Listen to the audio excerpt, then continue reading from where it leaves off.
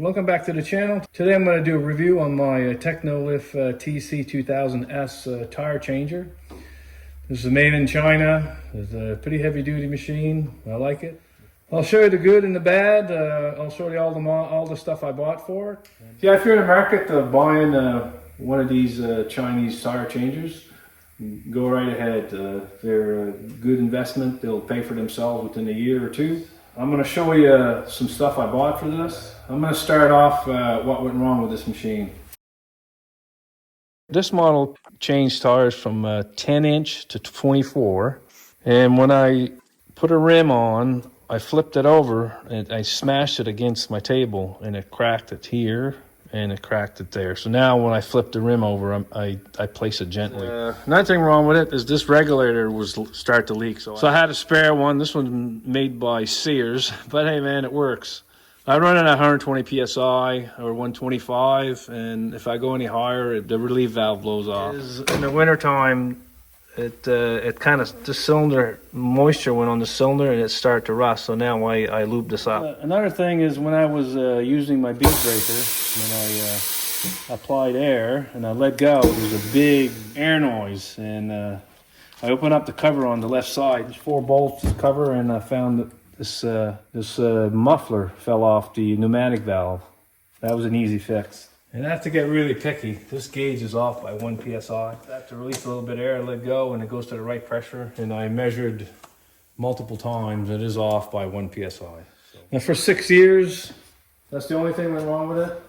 I'm very happy with this. This is a really good tire changer. I like it. So this table is plastic, so if you have a nice aluminum rims and you turn it over and you hit the plastic, it won't damage the finish. Yeah, when I bead break aluminum rims, if they got a really nice finish on it, I'll put a towel over this rubber pad, and sometimes I'll put a piece of plastic. If the rims are brand new, I'll put that in. It doesn't leave a mark at all.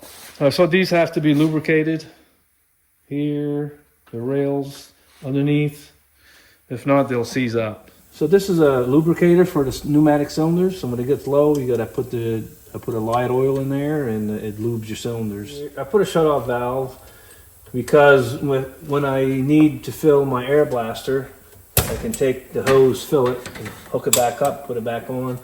If you don't have a shutoff valve, this is your air tank here. This will all bleed off, and then when you put it on, you gotta wait till it fills back up, and it uses a lot of air.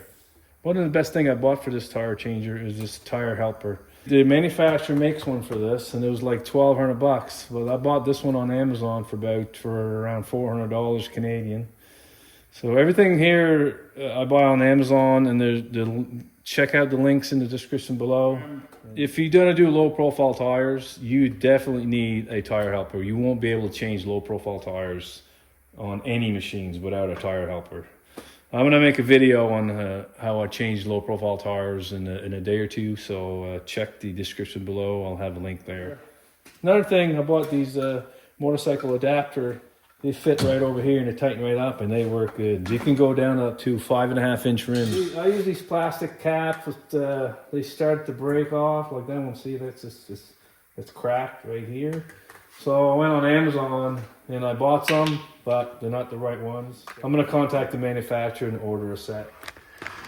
You definitely need a vacuum, so you got a vacuum inside the tires, get that crap out of there. The vacuum cleaner works really good.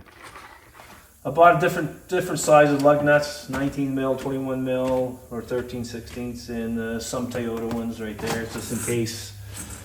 Sienna vans and Toyota Corollas, when you bead break the inside of the tire, it's hard to bead break it. I'm telling you, it's a pain in the ass. So when I apply pressure with the bead breaker, I'll leave it in and I'll spray some lubricant on the bead, and then that helps a lot. God damn.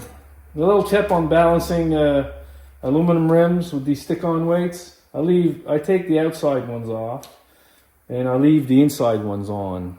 60-70% of the time, it's either right in the same area or right the opposite.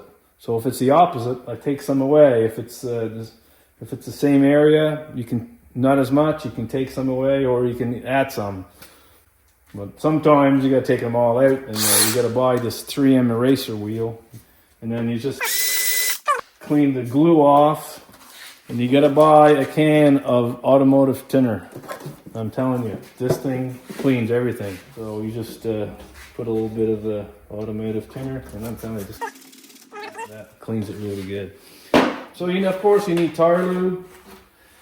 I've been using Euro Paste, which is the best, but now shipping is like over $100. It's ridiculous. So I don't use soapy water. When you mount the tires, whatever water goes in the tire, it stays there. It doesn't evaporate. So Euro Paste is like 30, 40 bucks, but shipping is outrageous here in Canada. Maybe in the States it's cheaper. These are replaceable when they wear out. I go through about one a year. And just, they're all, you can buy these on Amazon cheap. There's another one like this underneath the duct. You gotta, I think I use crazy glue for that one to stick it on. Another tip I use on really good condition aluminum wheels, this bead protective tool. They sell these on Amazon, like 5 for under 16 bucks. They're really cheap. Just put her against the rim, put your duct down, it hits here, drop her down. This wrench is a little different. It's not straight. This makes it a little more mechanical advantage. They work really nice. When you lift the bead up and it starts to turn, it snaps down here and it won't mark up the rim. Turn it around. It works really good. So I bought an air blaster. I say 15-20% of my tires, they won't beat up when I put air in the valve. Yeah, you put the air blaster at the 45-degree angle and open up the valve really quick, and then it will seal it. Sometimes it takes 2 to 3 tries because sometimes you don't have the right angle. Yeah, if you like this video, thumbs up below, leave a comment, and thank you for watching.